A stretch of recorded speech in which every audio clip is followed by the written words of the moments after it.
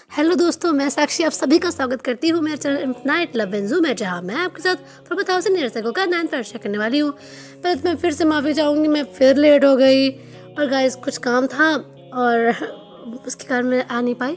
और मैं एक चीज़ के लिए और माफ़ी चाहूँगी, मैं बेसमेंट में हूँ और ऊपर पापा ने बहुत तेज़ टीवी चालू कर रखा है। मैंने उनका कमरा बंद भी कर दिया, तब भी आवाज़ बहुत तेज़ आ रही, बेसमेंट तक आ रही है, तो थोड़ा आवाज़ बर्दाश्त कर लीजिए गाइस। अब ये सब हो गया है तो अब एपिसोड की तरफ बढ़ते हैं। तो पिछले एपिसोड में देखा कि जुशु काफ़ी भी परेशान होता है, काफ़ी उदास मायूस सा होता है और जुन से देख के काफ़ी दुखी हो रहा था। उसको समझ में नहीं आ रहा था कि जुशु के साथ क्या हो गया, वो कल तक तो अच्छा भला था, अब ऐसा क्यों है, और उसे समझ में नहीं आ रहा उसे ठीक कैसे करे, उस सिचुएशन कैसे ठीक करे, जुशु को वापस जैसे कल था वैसे कैसे किया जाए। मेरे पास अभी भी खाने पीने का सामान बाकी है और मेरे ख्याल से वो 2 दिन तक तो आराम से चल जाना चाहिए। कौन उस माहौल को लाइट करने की कोशिश कर रहा था। उसने कहा, मैं उस सामान से अपने लिए कुछ खाने के लिए लेने जा रहा हूँ, ब्रेकफास्ट के लिए, आप कुछ खाना चाहेंगे? अब ये सुनकर जोशु बस उससे घूर कर देखता है और जन मन में ही अपने आप को एक तमाचा मारता है। उसे तुरंत रियलाइज हो जाता है उसने क्या कर दिया है। वो मन में ही कहता है, कंचन तेरा दिमाग खराब है क्या? दोबारा उन्हें खाने के लिए कैसे पूछ सकता था जब उन्होंने कल साफ साफ शब्दों में कहा था कि वो कुछ भी खा नहीं सकते हैं। और दूसरी तरफ ईश्वर को देखकर लग रहा था कि वो समझ गया है कि जिन्होंने अभी क्या सोच रहा है। वो उसे एक अंडरस्टैंडिंग नोट देता है और कहता है, प्लीज़ मेरी फिक्र मत करो, हम दोनों अलग अलग हैं, तुम्हें खाना खाना है तो तुम खा लो और अपने स्वास्थ्य का अच्छे से ध्यान रखो, ठीक है?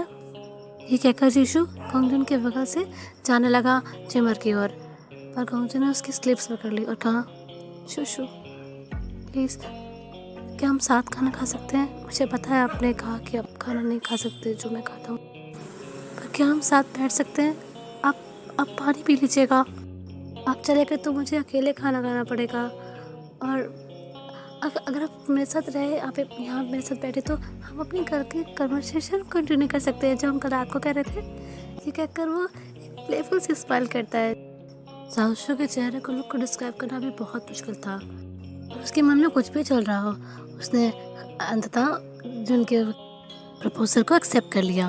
अब वे दोनों उस लार्ज चैम्बर में आ गए जहाँ पर वो गोल प्लेटफॉर्म बना हुआ था और आकर ग्राउंड फ्लोर तक जाने वाली सीढ़ियों पर बैठ गए।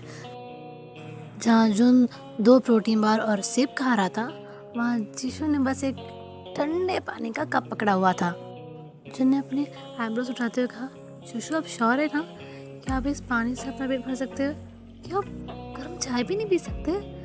उसको ना अब भी इस बात पर यकीन नहीं हो पा रहा था। उसके लिए बहुत मुश्किल था इस बात पर यकीन करना कि जीशु कुछ भी नहीं खा सकता, कुछ भी नहीं खा सकता। मतलब कैसे कोई रह सकता है बिना खाने के? तुम्हें मेरी फिक्र करने की ज़रूरत नहीं है, ये तो बस एक छोटी सी कीमत है जो मुझे चुकानी है इमोर्टैलिटी के बदले, साउशो ने कामली कहा।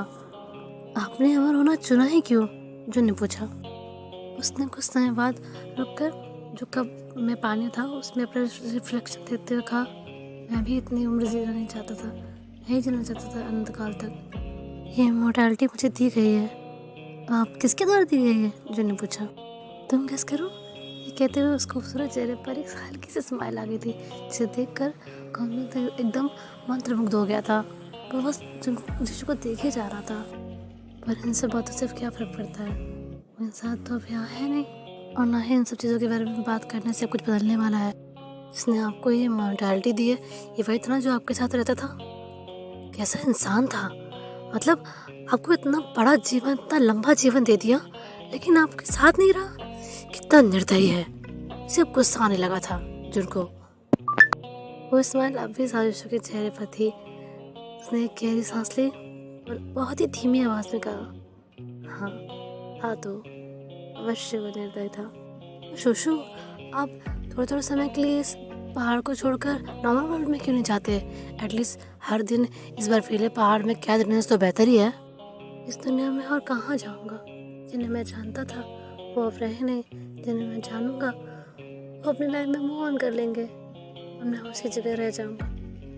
देन मुझे अकेला ही रहना है जुन, मुझे अकेले रहना है और ये होता रहेगा, बार बार बार बार अनंत बार होता रहेगा।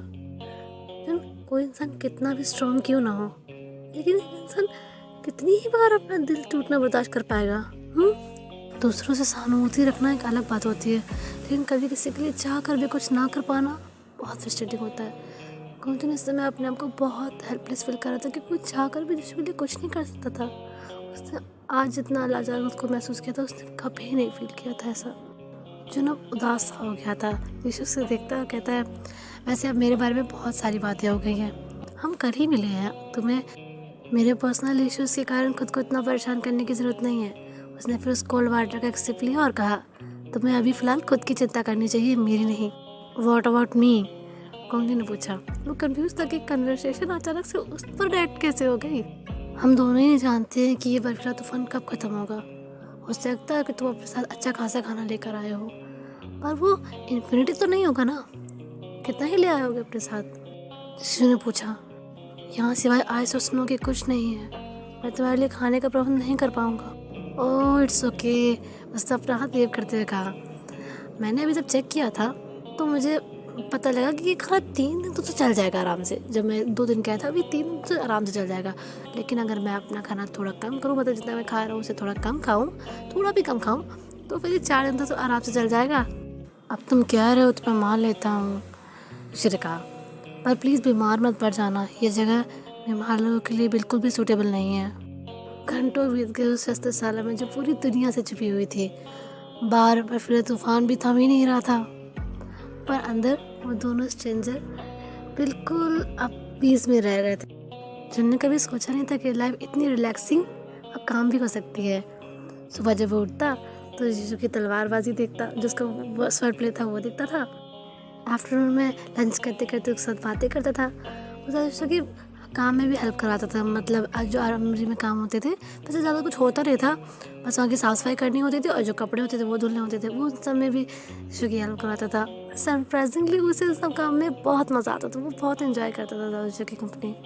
और रात को जब वो दोनों नहा लेते थे और सोने के लिए रेडी रहते थे, तब वो दोनों बातें करते, देर रात तक बातें करते, जब तक आधी रात पूरी मतलब मिडनाइट हो जाती है, 3-4 बज जाते, तब तक वो लोग बातें ही करते रहते थे। मोस्ट ऑफ द टाइम जो नहीं बातें करते थे आउटसाइड वर्ल्ड के बारे में यीशु से, जिसे उस दुनिया के बारे में, उस दुनिया की बात के बारे में तो पता ही नहीं था जो उसने देखी थी इस माउंटेन की तन्हाई में आने से पहले। और साउथ यीशु भी बहुत ही अटेंशन से उसकी बात सुनता था, बहुत ज़्यादा ध्यान से सुनता था कि जो क्या कह रहा है। कभी वो उससे क्वेश्चन पूछता तो कभी वो मुस्कुराने लगता है जब वो इमेजिन करता कि बाहर की दुनिया कितनी इंटरेस्टिंग लगती होगी।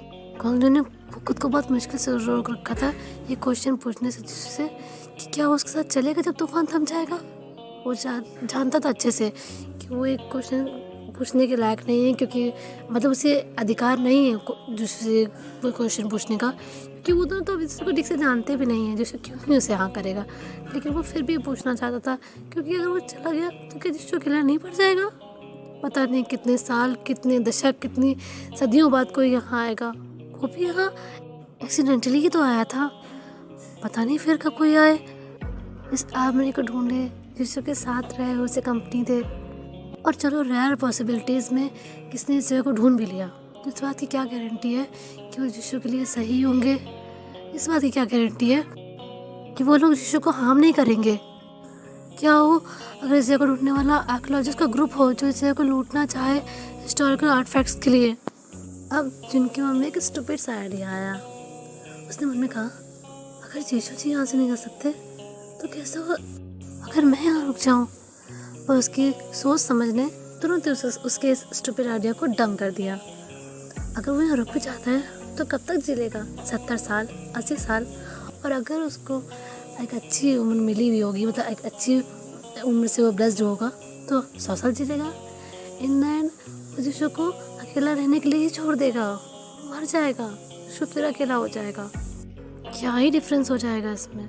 सिर्फ यीशु की अभी की सफरिंग ही तो डिले होगी, अंत उसे इसी लोनलीनेस को झेलना होगा, इसी में रहना होगा।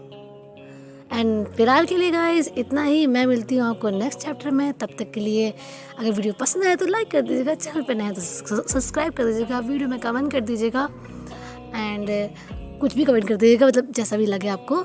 एंड ये तो बताइएगा प्लीज़ कि आज का एपिसोड कैसा लगा। गाइस आज के एपिसोड में मैंने बहुत मेहनत की है सच में। यहाँ बाहर बैठी हुई हूँ क्योंकि अंधेरा हो गया था, वो को पहले रिकॉर्डिंग स्टॉप करनी पड़ी थी, कहीं जाना पड़ा था, तो यहाँ पे बैठकर बाहर रिकॉर्डिंग कर रही हूँ, तो मैं ये नहीं कहूँगी कि आप तारीफ़ ही कीजिए क्योंकि अच्छी लगे या बुरी, बस इतना कहूँगी कि अच्छी लगे बुरी लगे जो लगे बताइए, मुझे अच्छा लगेगा आप अगर कुछ कहेंगे।